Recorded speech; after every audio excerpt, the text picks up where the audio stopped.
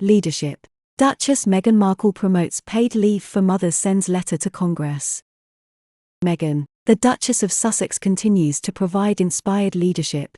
She has a long history as an advocate for women and girls. Recently, she is advocating for guaranteed paid leave that would be critical to families across the country. Meghan Markle was more than just an actor. She was a global thought leader working with the United Nations. She provided insights to global policymakers at the highest levels of decision-making, even spending time in the UN War Room, the room where global decisions are made. In taking care of your child, you take care of your community, and you take care of your country. This is about putting families above politics, the Duchess of Sussex wrote. The Duchess wrote to Senate Leader Schumer and Speaker Pelosi, not as an elected official, nor politician, but as an engaged citizen and a parent, as a mom, to advocate for paid leave. Over the past 20 months, the pandemic has exposed long-existing fault lines in our communities. At an alarming rate, millions of women dropped out of the workforce, staying home with their kids as schools and daycares were closed, and looking after loved ones full-time. The working mom or parent is facing the conflict of being present or being paid. The sacrifice of either comes at a great cost. For many, this sacrifice goes back further than the past 20 months. It's 20 or 30 years, even longer, decades of giving time, body, and endless energy, not just in the pursuit of the American dream, but simply the dream of stability. She spoke of her humble beginnings and her ability to relate to ordinary people. People in our country work incredibly hard, and yet the task is soft. For a level playing field to achieve their version of a common dream, what is fair, and equal, and right. Many of our economic systems are past their expiration date, and as you well know, too many Americans are forced to shortchange themselves when it comes to what matters to them. Meghan wrote, "In June, my husband and I welcomed our second child. Like any parents, we were overjoyed. Like many parents, we were overwhelmed. Like fewer parents, we weren't confronted with the harsh reality of either spending those first few critical months with our baby or going back to work. We knew we could take her home, and in that vital and sacred stage, devote any and everything to our kids and to our family. We knew that by doing so we wouldn't have to make impossible choices about childcare, work, and medical care that so many have to make every single day. No family should be faced with these decisions. No family should have to choose between earning a living and having the freedom to take care of their child, or a loved one, or themselves, as we would see with a comprehensive paid leave plan. In taking care of your child, you take care of your community, and you take care of your country, because when paid leave is a right, we're creating a foundation that helps address mental health outcomes, healthcare costs, and economic strength at the starting line. Instead, as it stands now, we spend a fortune as a country paying into symptoms rather than causes.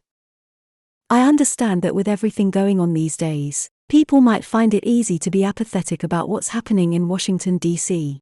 And then equally, when it feels like your voice doesn't matter, you tend to use it less often, but with stakes this high, none of us can afford to let apathy win. I'm writing to you on behalf of millions of American families who are using their voices to say that comprehensive paid leave should not be a place to compromise or negotiate. In fact, most nations already have paid leave policies in place. Estonia, for example, offers over a year and a half of leave to be shared by new parents. Many other countries have robust programs that give months of time for both parents, birth or adoptive, to be home with their child.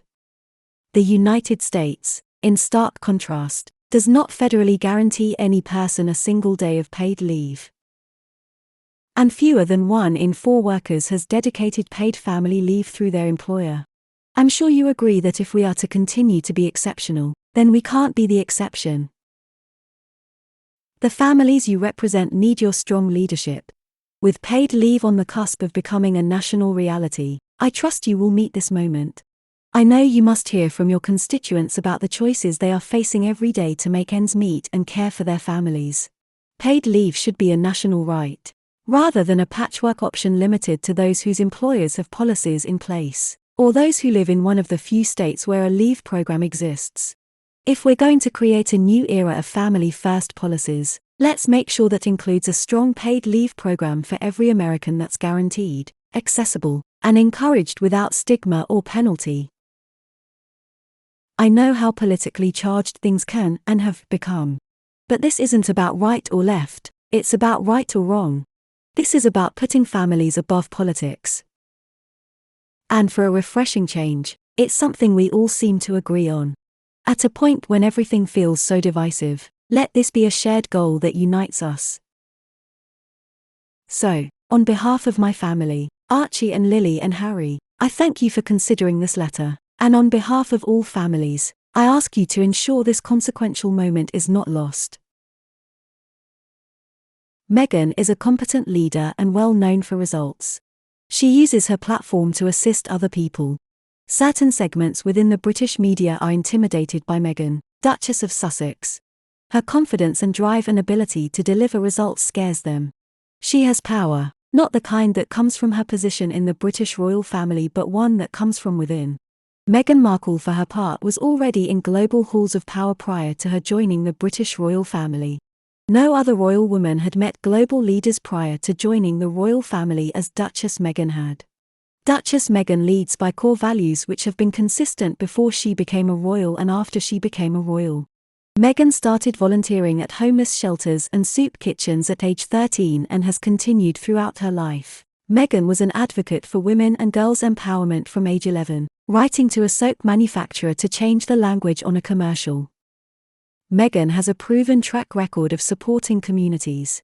Whether in LA or Toronto, Rwanda or her new home of London, she has maintained strong community ties. She was viewed as a political and economic leader and role model even before she became a royal. Furthermore, empowered women stand up for themselves. Women in the British aristocracy secretly wish they had the courage to advocate for others like the Duchess of Sussex. If you like this video, make sure you give it a thumbs up and share it with your friends. Also subscribe to the Duchess of Impact channel, and don't forget to hit that bell icon, so you never miss any updates. If you believe in our work and would like to support us, consider joining our channel membership by clicking join. Leave us a comment. Thanks for watching.